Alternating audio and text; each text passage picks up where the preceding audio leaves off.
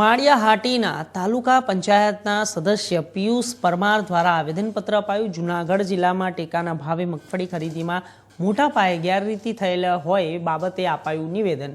હાલ ગોડાઉનમાં G37 મગફળીનો જથ્થો, ગોડાઉનમાં લાલ અને સફેદ માટીની મગફળીનો જથ્થો।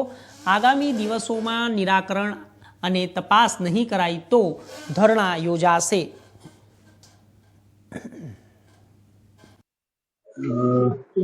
જીગર ભટ્ટ, जिला खेतीवाड़ी अधिकारी जूनागढ़। सदस्य श्री तालुका पंचायत माळियाहाटीना पीयूषभाई सिंधव तरफथी एक जूनागढ़ जिल्ला में मगफળી खरीदीमां थયેल गैररीति बाबतनी कोई अरजी मळेल छे, जेने हालनी स्थितिए અત્રે જિલ્લા કક્ષાની સત્તા મર્યાદામાં ન હોય સંબંધિતને અમે આગળ ઉપર મોકલી આપીએ છીએ। શું છે ફરિયાદ શું છે? યાર્ડમાં ખરીદેલી મગફળી જે છે એ બહાર વેચીને નબળી ગુણવત્તાવાળી મગફળી ગોડાઉનમાં ભરી છે, એટલે હાલ ગોડાઉન જિલ્લા હસ્તક નથી, એટલે એ બાબતે અમારે ઉપર જ આને મોકલવાની થાય।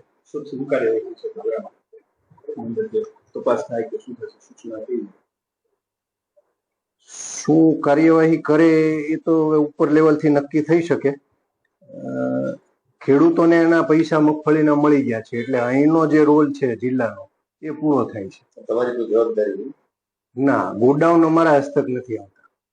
મગફળીની જવાબદારી તો સરકારની છે, સરકારે ખેડૂતના પૈસા આપી દીધા।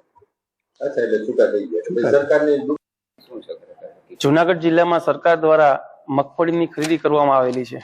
જે મગફળીમાં ખેડૂતોએ જે મગફળી વાવી હતી G20, એને બદલે એ માલ ખેડૂતનો માલ બહાર વેચીને રાજસ્થાનથી મગફળી લાવીને G38 નામની મગફળી ગોડાઉનમાં પડેલ છે, જેના પુરાવા આધારો અમારી પાસે છે, જે કલેક્ટરને રજૂઆત કરવા પહોંચ્યા છીએ। અને ખાસ આ કૌભાંડ છે એ 1000 કરોડનું કૌભાંડ છે। એ કૌભાંડ એ રીતના આચરવામાં આવ્યું છે, પ્લાનિંગ સાથે આચરવામાં આવ્યું છે।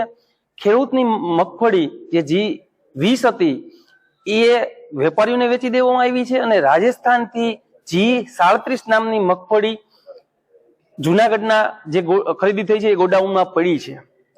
આ માટે અમે કલેક્ટર શ્રી સાહેબને રજૂઆત કરી છે કે અમે કાલે ગોડાઉન જોવા ગયા હતા અને ગોડાઉન બંધ કરી દેવામાં આવ્યા છે, કારણ કે ત્યાં જથ્થો જે છે એ જૂનાગઢની મગફળી ખરીદાઈ છે એનો નથી, પણ રાજસ્થાનથી આવેલી મગફળીનો જથ્થો છે। જો આ ગોડાઉનની તપાસ થાય, કમિટી રચવામાં આવે તો આ સમગ્ર કૌભાંડ છે એ 1000 કરોડથી પણ વધારે છે। અહીં જે જવાબદાર અધિકારીની રજૂઆત કરી એના શું જવાબ? અધિકારીઓ તો કીધું તમારી કાર્યક્ષમતા પ્રમાણે અમે આગળ જાણ કરશું। કલેક્ટર સાહેબને અત્યારે મળી નથી શક્યા, પણ 1 વાગ્યાનો સમય આપ્યો છે, કલેક્ટર સાહેબને 1 વાગે મળશું।